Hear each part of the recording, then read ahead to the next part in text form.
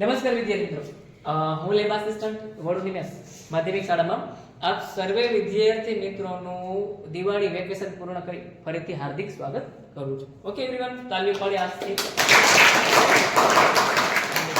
આજનો દિવસ કઈ ને કે બહુ અતિ મહત્વનો, ભગવાનને યાદ કરી અને શ્રી ગણેશાય કરશું. જ્યાંથી આપણે અટક્યા ત્યાંથી પહેલા થોડુંક રિવિઝન કરી લેવાનું છે. આપણે શું શીખતા હતા? માઇક્રોસોફ્ટ ઓફિસ વર્ડ કે Excel? Word. Very nice. Microsoft Office Word. તો અહીંયા જવાનું માઇક્રોસોફ્ટ ઓફિસ વર્ડ ની અંદર, અને એની અંદર કેટલા ઓપ્શનો શીખી ગયા એને થોડુંક રિકવર કરી લે, થોડુંક એનાલિસિસ કરવાનો પ્રયત્ન કરી. અત્યારે બ્લેન્ક ડોક્યુમેન્ટ લઉં છું એટલા માટે તમને બધાને સહેલાઈથી સમજાઈ શકે. ઓકે, તો સૌથી પહેલા શું કરશું વિદ્યાર્થી મિત્રો? ફાઇલ મેનેજર ની અંદર એટલા ઓપ્શન હતા એ શીખી ગયા. ન્યુ, ઓપન, હોમ, પછી ઇન્ફોર્મેશન, સેવ એઝ નો ઉપયોગ શું થાય? કોઈ એક્સટેન્શન બદલવું હોય અથવા કોઈ સમય તમારે ફાઇલને નામ ચેન્જ કરવું હોય તો એ પણ તમે કરી શકો છો. પછી પ્રિન્ટ આપી છે તો પ્રિન્ટ, પ્રીવ્યુ, પ્રિન્ટ કેવી રીતના આપવું, હોરિઝોન્ટલ આપી, લેન્ડસ્કેપ આપી, વર્ટિકલ આપી, આ વસ્તુ પણ આપણે શીખી ગયા. શેર કરવું હોય, રેડી? વેકેશનમાં આપણે જોઈએ એ શેર નહીં, શેર કે શેર બમ્બર શેર એ નહીં, રેડી? એની પાછળ તો આપણે ઘણી દોટ મૂકી. એક્સપોર્ટ છે, પછી ક્લોઝ છે, તમારે ન જતું હોય તો ક્લોઝ કરી દો.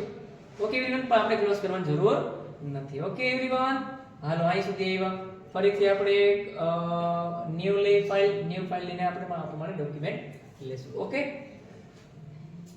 સ્ટાર્ટ મેનુમાં જઈ અને ફરીથી શું કરશું? Microsoft Office word. Very nice. Word means શબ્દને લગતી તમામ પ્રકારની પ્રક્રિયા થતી હોય એને માઇક્રોસોફ્ટ ઓફિસ વર્ડ ને સમજવાની હોય છે. ટટર બેસ દેવાનો 1 મિનિટ ઝડપથી. અહીં આપણે આ જેટલું ચાલ્યું એને ઝડપથી થોડીક પહેલી ઉતાવળ રાખી અને રિવિઝન કરી. સૌથી પહેલા ઉપરનું જે છે એને ટાઇટલ બાર કહેવામાં આવે છે. માઇક્રોસોફ્ટ ઓફિસ વર્ડ ખુલે એ ડોક્યુમેન્ટ 1 તરીકે ઓળખવામાં આવે છે. મેં તે ડોક્યુમેન્ટ 2 લીધું. ડોક્યુમેન્ટ 1 મારું ઓલરેડી પહેલા ખુલ્લું, ડોક્યુમેન્ટ 2 લીધું. હાલો, ઓકે એવરીવન, અહીંયા છે મિનિમાઇઝ, મેક્સિમાઇઝ અને ક્લોઝ. એની નીચે એક્ઝેક્ટલી તમને મેનુ બાર જોવા મળે. એના પહેલા અહીંયા એક ઓપ્શન છે quick access toolbar. Quick access toolbar શું કામ કરે? તમારું કામ છે ઝડપથી ફાસ્ટલી બનાવવા, શોર્ટકટ રીતે તમારો ઉપયોગ કરે છે. ક્વિક એક્સેસ ટૂલબાર છે ને એ શોર્ટકટલી તમારું કામ કરતું હોય છે. યાદ આવી ગયું? હાલો, ધીરે ધીરે છે ને પાછું ભૂલેલી તમામ પ્રકારની વાતો ફરીથી લાવવાનો પ્રયત્ન કરજો. ખ્યાલ આવી ગયો?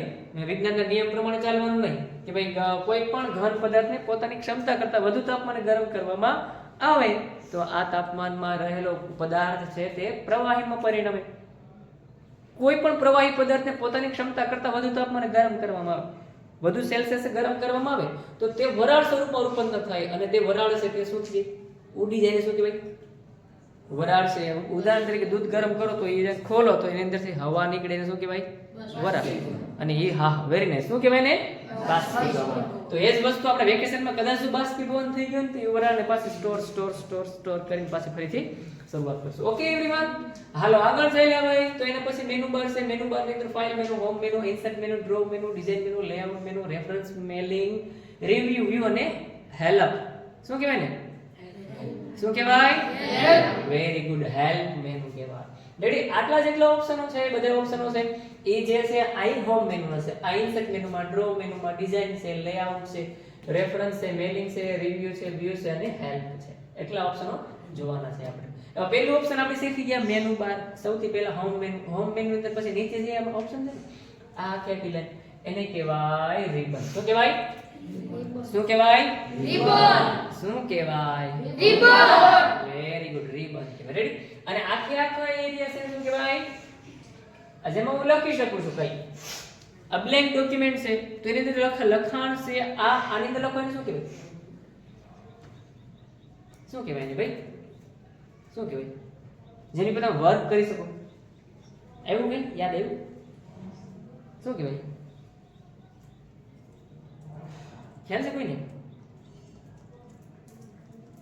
શું કહેવાય? આની પર વર્ક કરી શકું. પેઇન્ટ પ્રોગ્રામમાં દોરી શકતો હતો તો આની પર લખી શકું. બીજું કઈ નહીં. પ્રોસેસ સેમ છે. એકમાં દોરવાનું છે ને એકમાં લખવાનું છે.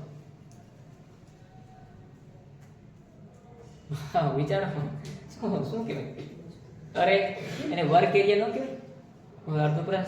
અડધો પ્રશ્નની અંદર જવાબ આપો. એને કયો એરિયા કહેવાય? Work area. શું કહેવાય? Work area. વર્ક એરિયા કહેવાય. ઓકે એવરીવન, એના પછી નીચે એને ટાસ્ક બાર અહીંયા જે છે મેક્સિમાઇઝ મિનિમાઇઝ સોરી અહીંયા જે છે ક્લોઝ અહીંયા જે છે ઝૂમ ઇન અને ઝૂમ આઉટ ઝૂમ કરવું છે ઝૂમ નાનું કરવું છે મોટું કરવું છે એ વસ્તુ તમે કરી શકો છો પહેલું ઓપ્શન છે હોમ મેનુ ના પહેલા ઓપ્શન ની અંદર આને કહેવાય ફોન્ટ ફેમિલી આને કહેવાય ફોન્ટ ફેમિલી અહીંયા જે બી છે આ પ્રમાણે લખેલું છે બી તો એને શું કહેવાય ભાઈ બરાબર કહેશે અહીંયા જે બી લખેલો છે વિદ્યાર્થી મિત્રો અહીંયા જે બી લખેલ છે આ બી તો એ છે એનો મીનિંગ શું થાય બી મીન્સ બોલ બોલ કહેવાય બી મીન્સ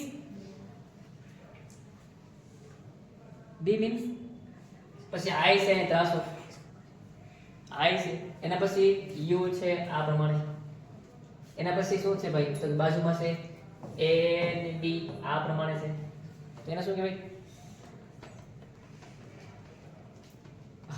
હજુ કોઈ વેકેશન ના મોડમાં નથી ને મનને લઈ આવ પાછું ફરીથી પકડી લ્યો ઝઘડી લ્યો મનને પ્રવૃત્ત રાખવાનું પણ ક્યાં સાહેબ અહીં બેઠા છે ત્યાં સાહેબ ચલાવે છે ત્યાં જે ચાલતું રહેલું છે એની ઉપર ફોકસ કરો ઓનલી ફોકસ ક્યાં કરવાનું છે આપણું અહીંયા તો હજુ કોઈ વેકેશનના મૂડમાં હોય તો પ્લીઝ અહીંયા આવી જાઓ ઘડીક વાર છે ને એ આપણે સાઈડમાં વહી જશું ક્યાં સાઈડની જોડે આવી જાવ મનને છે ને એને તાબામાં રાખતા શીખી જાવ મન છે એ સંચળ છે અહીંયા બેઠા બેઠા પણ તમે ઘણું બધું મુંબઈને બોરીવલી સ્ટેશન ઉપર આટો મારી અહીં બેઠા બેઠા સોમનાથ મંદિર વાળા દરિયા કિનારે બીચ ઉપર બેઠા એવું લાગે રેડી અને અહીં બેઠા બેઠા તમે નાગ બીચ ઉપર પગ લાંબા કરીને બેઠા એવું લાગે જાય ને જ્યારે મુંજાઈ જીવ ત્યારે જાય દીવ રેડી આવું હોય જ્યારે એમ લાગે છે બાબા જીવ મુંજા મળે આટો મારી લીધો જીવ ત્યારે જીવને શાંતિ મળે ઠંડક મળે રેડી પણ એવું હોતું નથી હોય છે એવું નહીં ભાઈ આ મનને પકડી રાખવું ફરજિયાત છે રેડી અહીં ધ્યાન આપો બધાનું જો આને કહેવાય બોલ્ડ શું કહેવાય બોલ્ડ શું કહેવાય બોલ્ડ બોલ્ડ મીન્સ ઘાટું આવું કઈ હતું હે ઘાટું આવું કઈ ચાલી ખાટું ખાટું નહીં ઘાટું ઘાટું રેડી ઘાટું શું કહેવાય ભાઈ ને ઘાટું એના પછી વિદ્યાર્થી મિત્રો ઘેટું નથી લખ્યું ઘાટું લખ્યું રેડી હા અલગ અલગ હા એક વસ્તુ યાદ રાખો ભાઈ એક વસ્તુ તમને જે પણ લેંગ્વેજ તમે યાદ રાખો ને એને કોઈ વસ્તુ પકડ રાખો રેડી સાહેબે બી ભણે એવું ત્યારે ઘાટું બોલ્યા ઘેટું બોલ્યા ખાટું બોલ્યા હવે સાચું શું છે ઘાટું આવી ગયું રેડી ઇટાલિક એટલે શું તમે ઇટાલિક એટલે શું થાય વેરી નાઇસ ઇટાલિક એટલે ત્રાંસુ ઊંચા અવાજે બોલો સંભળાય ત્રાંસુ વેરી ગુડ ઇટાલિક એટલે ત્રાંસુ અને અંડરલાઈન એટલે નીચે લાઈન અંડરલાઈન પ્રકારો કેટલા હતા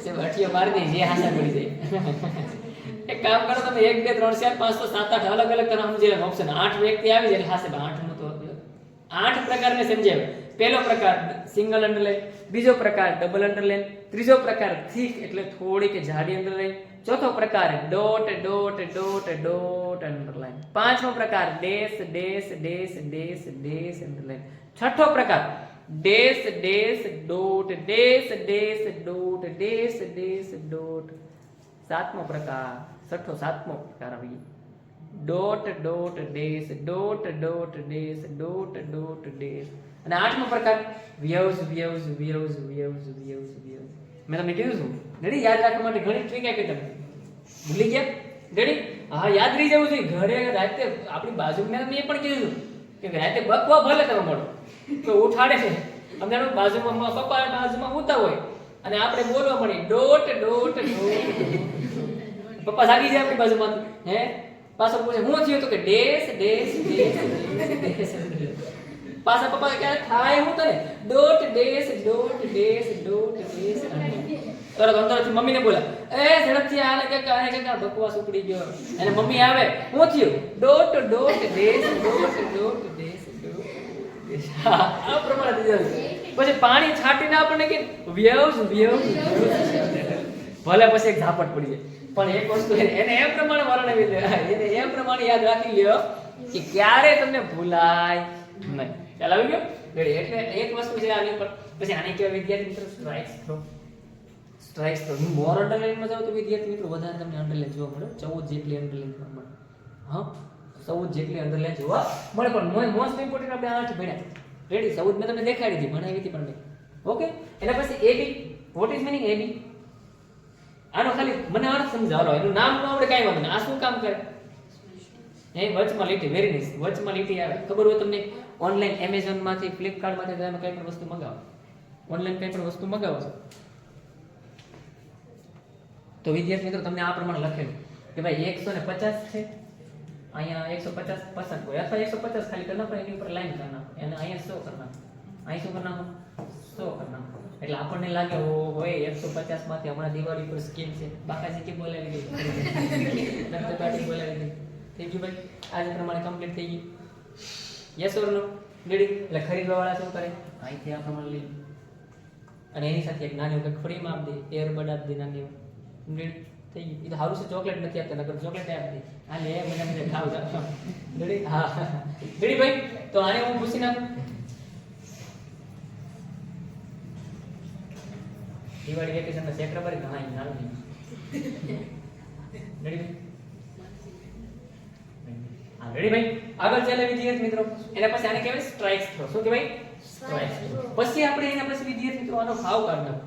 એની બાજુમાં અહીંયા એક ઓપ્શન છે, આ પ્રમાણે છે, આ પ્રમાણે, અને અહીંયા એક ઓપ્શન છે આ પ્રમાણે. એને શું કહેવાય?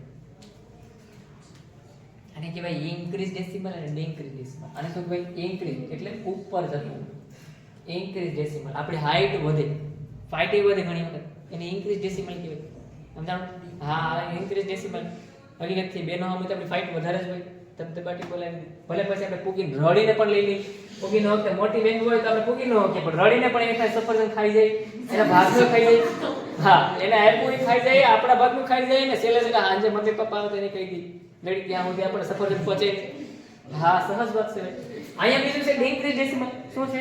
Decrease decimal. ડિક્રીઝ એટલે નીચે લઈ જાવ, નીચે તરફ લઈ જાવ. Okay everyone? Yes or no? Yes or no? Yes. Very good. Ready? આગળ ચાલે વિદ્યાર્થી મિત્રો.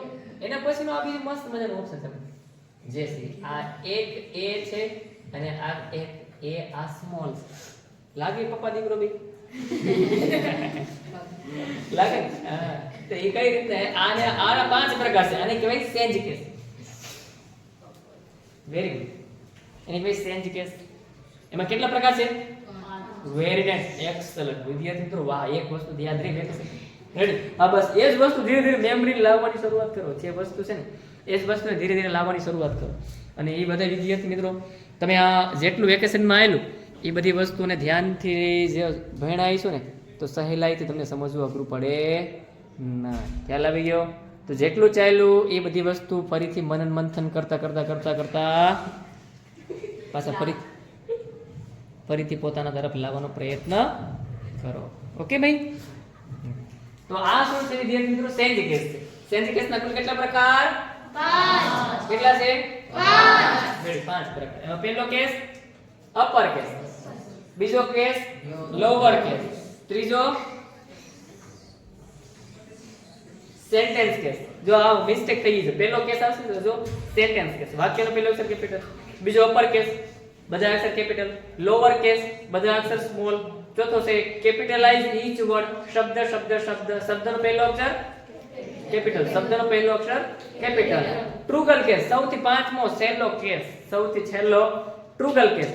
ટ્રુગલ કેસ એટલે શબ્દનો પહેલો અક્ષર સ્મોલ, બાકી બધાય કેપિટલ. ઓકે, એને તમને આઉટપુટ દ્વારા શીખવવાની કે જરૂર નથી કારણ કે તમને આવડેલું છે, ચાલી ગયેલું છે, એટલે રિવિઝન ચાલે છે. Okay everyone, ready? અને બીજું એક છે વિદ્યાર્થી મિત્રો, આપણે જે શીખ્યા હતા તે x ને છેદમાં અને x ને સ્ક્વેર. તો આને કઈ રીતના ઓળખી શકાય? આને કઈ રીતના, આનું શું શું નામ હતું?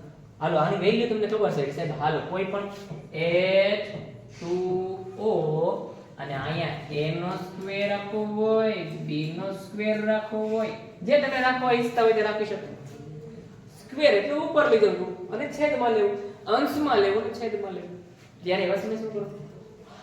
એવા સમય તમારે શું કરવું પડે? ત્યારે એવા સમય વિદ્યાર્થી મિત્રો તમારે આ વેલ્યુનો ઉપયોગ કરવો પડે. તો આને શું કહેવાય ભાઈ? અને આને શું કહેવાય? મેં તમને એમ કીધું SUB અને SUP. આવું મેં તમને શોર્ટ કઈ શીખવાડ્યું? હા, આવ્યું દિમાગની બત્તી જલી. જો SUB S U B subscript કહેવાય સબસ્ક્રિપ્ટ કહેવાય હા ભાઈ સબસ્ક્રિપ્ટ કહેવાય યસ ઓર નો યસ જેનું પાકડું B નું પાકડું ઉપર S U B જેનું પાકડું ઉપર એની વેલ્યુ છેદમાં અને આની કહેવાય S U P જેનું પાકડું નીચે એની વેલ્યુ તો આને શું કહેવાય શું કહેવાય સુપરસ્ક્રિપ્ટ વેરી ગુડ સુપરસ્ક્રિપ્ટ તરીકે ઓળખવામાં આવે છે ઓકે એવરીવન તો આમાં કઈ ક્વેરી હોય તો કયો આટલું શીખ્યા એના પછી આજે જે શીખવાનું છે એને આગળ ધીરે ધીરે ધપાવે ઓકે આમાં કઈ ક્વેરી હોય તો કયો છે એટલું ચાલી ગયા અમાર નથી ચાલ્યું હોય અથવા નો ચાલ્યું હોય અથવા નો સમજાણું હોય તો કયો તો રિવિઝન કરાવડાવી દો ઓકે તો આગળની વસ્તુ જે છે આગળ જે શીખવાનું છે તે આવતા કાલના વિડિયોમાં આપણે જોશું ધન્યવાદ